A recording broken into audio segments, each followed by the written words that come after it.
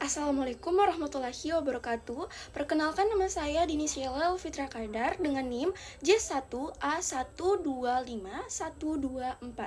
Pada kesempatan ini saya akan menjelaskan mengenai 3 topik penting dalam biokimia, yaitu yang pertama karbohidrat, yang kedua protein, dan yang ketiga enzim, serta bagaimana ketiganya berperan dalam metabolisme tubuh manusia.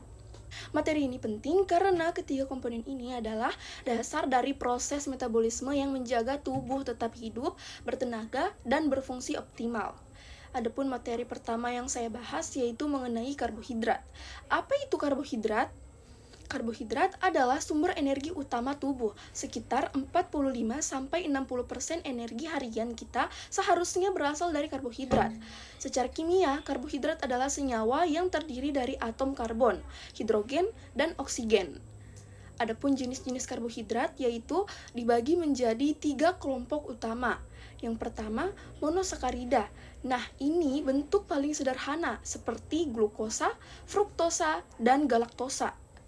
Yang kedua, oligosakarida, misalnya sukrosa, laktosa, dan maltosa.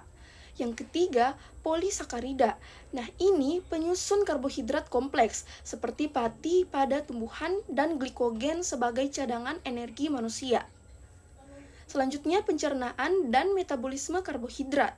Karbohidrat dari makanan akan dipecah menjadi monosakarida.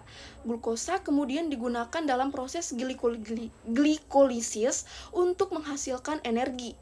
Jika kondisi aerob, pirufat masuk ke siklus Krebs dan menghasilkan ATP dalam jumlah besar. Nah, sebaliknya jika anaerob, pirufat berubah menjadi asam laktat. Saat glukosa berlebih, tubuh menyimpannya dalam bentuk glikogen melalui proses glikogenesis. Ketika gula darah turun, tubuh memecah glikogen kembali melalui glikogenolisis. Selanjutnya, fungsi karbohidrat. Yang pertama, sebagai sumber energi. Yang kedua, mendukung fungsi sistem saraf. Yang ketiga, sebagai serat membantu pencernaan. Yang keempat, berperan dalam struktur sel seperti glikoprotein dan glikolipid. Selanjutnya, kelebihan dan kekurangan karbohidrat. Nah, kekurangan karbohidrat menyebabkan lelah, brain fog, dan penyusutan otot. Kelebihan karbohidrat bisa menyebabkan obesitas, diabetes, dan peningkatan trigliserida.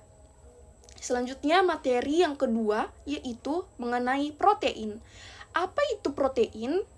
Protein adalah makromolekul penting yang tersusun dari 20 asam amino.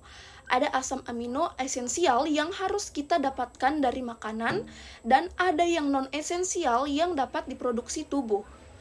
Selanjutnya, struktur protein. Protein memiliki struktur yang berlapis. Yang pertama, primer, yaitu urutan asam amino. Yang kedua, sekunder, helix dan sheet. Yang ketiga, tersier, lipatan 3 dimensi. Yang keempat, kuartener, gabungan beberapa rantai polipeptida.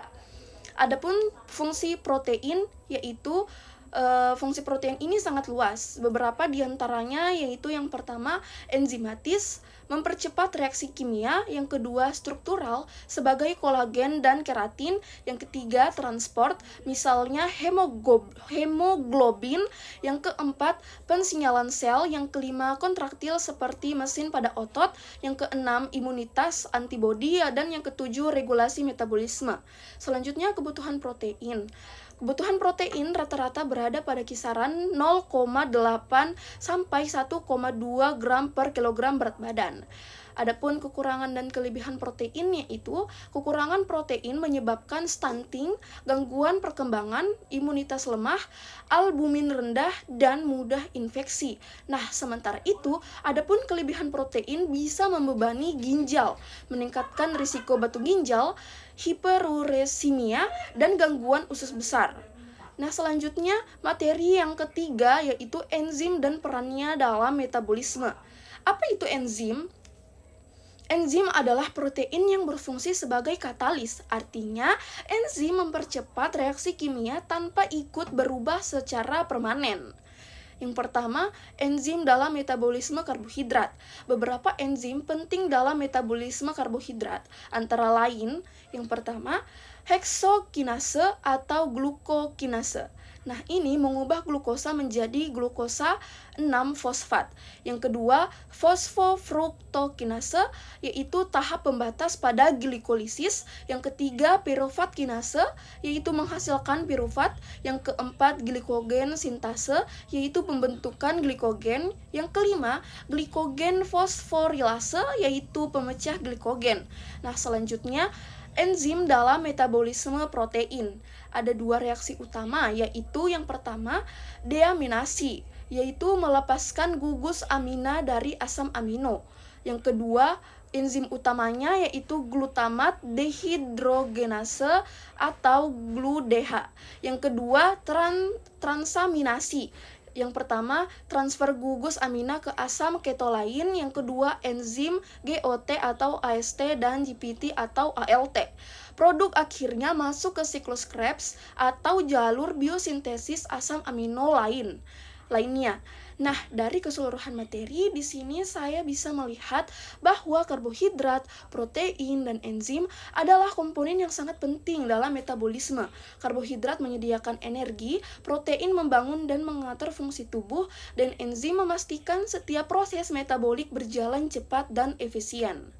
Nah, dengan memahami ketiganya yaitu dapat membantu kita mengalami bagaimana tubuh bekerja dan apa yang terjadi saat metabolisme terganggu. Nah, sekian penjelasan atau presentasi dari saya. Jika ada salah kata mohon dimaafkan. Sekian, terima kasih. Wassalamualaikum warahmatullahi wabarakatuh.